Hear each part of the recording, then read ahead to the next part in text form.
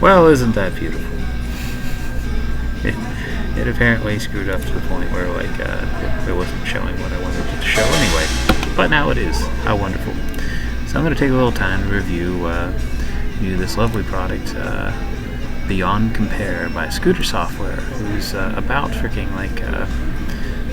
when it won't show up because OBS Studio is awesome, but it doesn't seem to recognize when one Blender was owned by another for some reason or another. At least it doesn't appear to be, and it's not. Nope, not quite correct.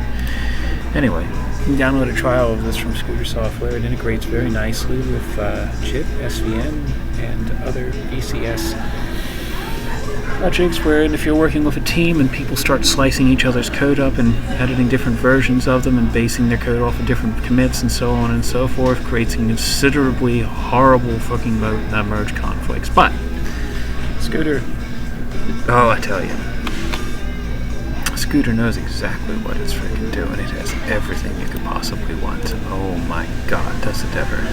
It has hex compares, which I personally have never used for anything, although I was just thinking earlier how nice it would be to have the hex editor available so I could look at a binary file up close. But I don't have a use for that when it comes to a text compare, So there is a question of, let's see here, hold on.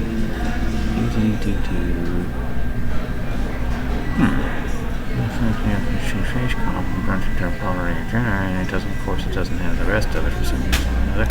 Let's do that versus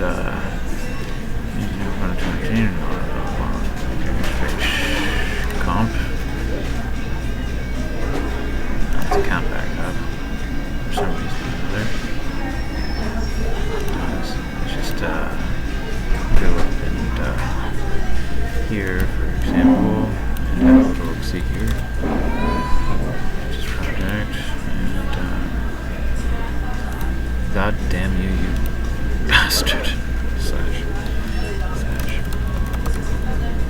I don't want to give away too much crap on my computer. So, 1 second.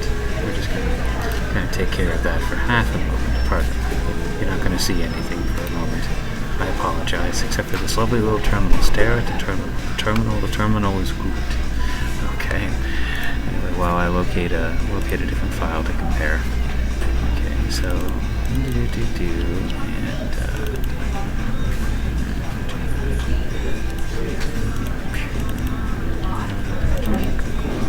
I could have just created this entire thing. Well, this is what happens whenever you don't really think ahead. You know what I mean? You're just like, oh, I feel like making this now, so I'm just gonna make this video now, so on and so forth, and it's gonna be lovely, and it's gonna be wonderful, and it's gonna work so well, and I'll be hailed as some great golden god king. Wouldn't that be wonderful? Oh, I love being hailed as a great golden god king. You have no freaking idea. It's been a while, though. It's been a while. But one never forgets. I opened the wrong one. Damn you. There's differences between that, so we'll just find one that actually does have differences. What did I go to the same directory? I went to the same directory, didn't I? Yes, I did. Like a fucking dumbass, I did. Okay, so that could explain that. Alright. Right. So, switching back so you can actually see what I'm seeing. Okay. This is a standard example of the use of it. It's very good at discovering differences in things that are the same. Much better than, say, for example, the merge conflict tools that were previously, say, around circa 2012 in Tortoise SVN, for example, which this integrates very nicely with. I don't know if you can use this essentially with JIT and Linux, but you can definitely use it separately because it runs on literally every operating system, I think. Let me verify that real quickly. Hold on a second. I know it definitely works in works under Windows and definitely works under Linux. But let's see if anybody who, for whatever reason, has a Macintosh connection. I fucking hate Macs. I hate Apple so much in general. They make decent phones which are spy fucking devices and well, you know. everything's expensive as hell under them. It's like I have to pay extra money to have people mine my information and impersonate me. How great, you know? Apparently they do make it for Mac too. Imagine. Wow. Usually there isn't much overlap, but these people, they really wanted to make money in every market. More power to them. Well, here's the beauty of it. Okay, there's several different types of comparisons you can do. You can do a binary and text-based comparison, for example, the differences of which are not fully illustrated at this particular point. I think it probably reads the actual locales directly, the type of character a character says directly, and then takes them into account and just translates them to the same one. So you can do a text compare. So if I was using, say for example, Windows end lines, for example, versus Unix end lines, it might handle that, and different spacing characters and stuff like that. It might actually even go across these different character sets as well to compare characters that are the same. Well, we have Unicode, but where that's concerned. Anyway, so it has this lovely little feature. The layout's pretty useful. I don't know why it's in red, and it's probably because of my stupid hold on a second. My stupid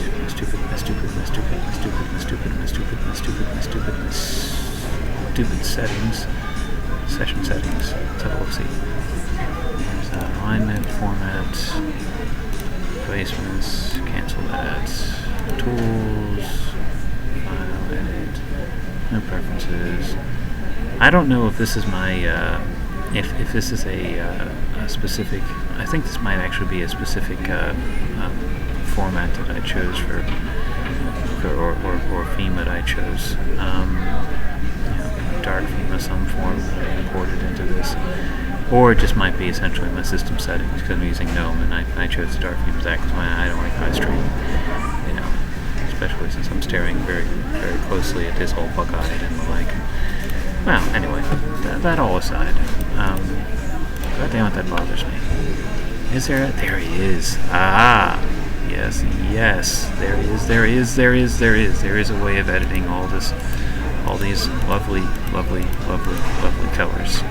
It really is. And that is so freaking awesome, is what it is. New system font. Additional color schemes available on Scooter's website.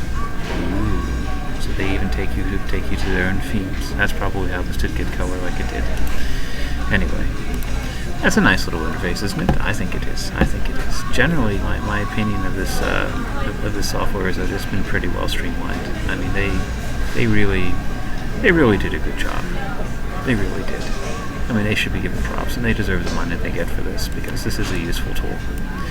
Now, one of the things that makes it useful is the ability to merge left and right, essentially, on a line-by-line basis. So, say, for example, you select this line, and you say copy to the line to right, Or let's just say you select the entire block, and you press this little button here. Or let's just say for whatever reason you decide to just completely delete a whole bunch of code and press this little one over here, which I'm not going to do, Or maybe there was a way essentially of keeping left and right. It's like copy line to left, copy to right, so on and so forth, where you can actually even just, copy to left, so on and so forth, and then or you can go back and undo and see what the hell you did differently for some reason or another, which I don't understand entirely the purpose of. So let's go back to that. So you can see these match up. The red is stuff that matches. Or you can view diffs, essentially. I guess they don't match exactly, do they? No, oh, that's missing a semicolon, that's why. Okay, so it allows you to sit there and take pieces of text from either side, move them to the left or to the right. There used to be a merge, I thought, where you could take both and stuff, but I guess you can't. There's a particular one where you can keep both the left and the right. I guess there wouldn't be a whole lot of use for that, would there? Probably not. So, if I want, I can sit here and I can copy these various things overriding each other. Like this, for example, I'm not understanding why it's doing the things that it is here. gave me the ability to copy line to the right. For example, line by line, this gets kind of annoying, honestly. So, that, because the one on the left is the correct one, you know. It really is, it really, really, really is. That's the thing. So as it starts to match up, click that diffs again, and it'll get rid of the things you just overwrote. I love how it even has syntax highlighting, which I wasn't aware of, honestly. But it does. Yeah. Awesome, man. Very awesome. Now, this is only one version, however, of the comparison. If I wish to actually compare two whole folders and all their contents, which I've done this to sync backups essentially between disks already, you know, from one hard disk to another, copying like freaking tons or hundreds of freaking gigabytes of data between the two. It works pretty damn well, you know. It is a trustworthy, truly is a trustworthy like tool. Really is. Anyway.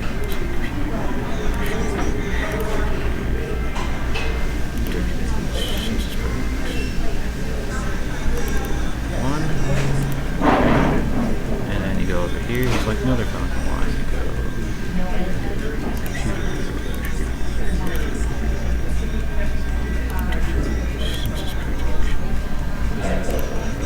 it's that.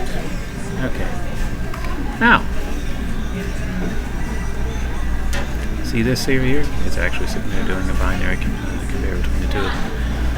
I don't know why there's a third pane right now, because there usually isn't one, but for some reason or another there is. I'll enter ancestry here. Well, I don't know why that's there, because usually that's not there. I'll show.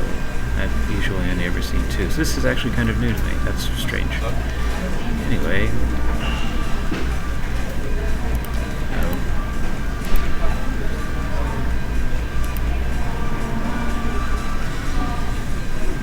So you can go down here, for example, and as it's comparing things, it will start to show, if you select diffs, it will start to show the diffs in the actual file tree. So, for example, if I want this, I can merge this to right or copy that to right. Oh, that's what I was looking at. Okay. You can do a merge between two freaking files if there are two files, essentially that match up. If there aren't, you can just copy right, for example, select as many as you like, copy left, for example.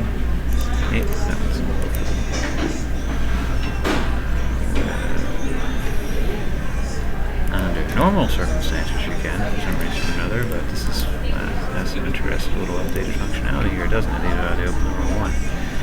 So on and so forth. You can keep doing this until you settle all the differences between two trees. You're like, well, why would you want to do this, John? And it's like, well, it's not even just between two trees. It's essentially trying to say, for example, make sure that items match up as they should. I don't know where the hell this pane came from, but it's really annoying me. Actually, it really, really is. New session, folder merge, folder sync. Maybe the other one was folder sync I was looking at. Okay.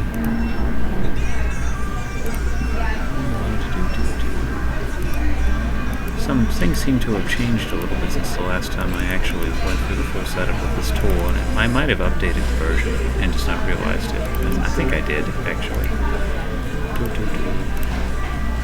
So we go here.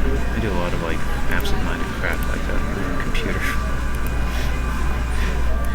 It's like, oh look, software update.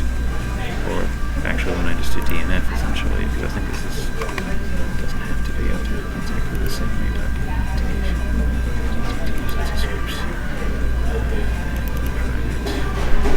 Okay.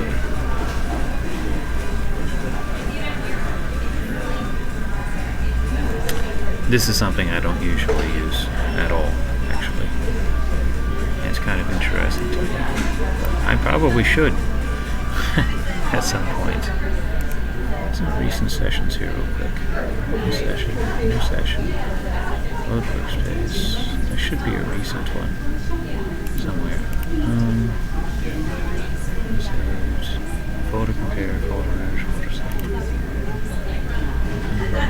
This is a folder compare, and it only has two. It doesn't have info. If I'm wondering what kind of difference is in this particular case between that and this awful thing right here, which is seriously is just freaking awful. You can do a compare contents. As you can see, there's different ones: CRC comparison or binary comparison. For example, binary comparison will sit there and actually compare the data directly. CRC will compare it and the checksum apparently that it creates. And I wish I could get rid of that damn thing. Yes. Let's just start this over actually. No. Alright, let's start this over to get rid of this one. Session. Folder compare. Maybe I select folder. Oh, I must have select folder merge by accident. That's interesting. You know. Like I said, some of these I never use. It doesn't mean that they're not useful to somebody, because they are, you know. But as you can see, this is actually what I'm more used to seeing. I can sit there and I can select multiple files, and I can decide to copy them to right, or move them to right, or what have you. It gives you a whole bunch of little things for manipulating the file tree, which I find useful. Additionally, it allows you to use certain actions like synchronize, for example, where you can choose how you're going to update all the files in there. So if there are updates to files on both sides, but they will take the newer file essentially from either side and update both. But if you just choose to mirror to right, it will just go ahead and just copy everything over. It's good for backing things up too, you know, and files that you select and the like. You can select as many as you like. It allows you to go there and see what the differences are going to be between the various ones. You know, in this case, there's I don't know what the color code means. I take a wild guess it has to do with the date difference. Red means that it's missing overall, and they make little things to the folder essentially. And if an item does not exist in the right, it's just missing, or on one side or the other, it's just missing, which is pretty cool, just like the editor works. So overall, it's a useful tool. I might not be doing it the greatest freaking justice this time, as with the last freaking time, but anyway.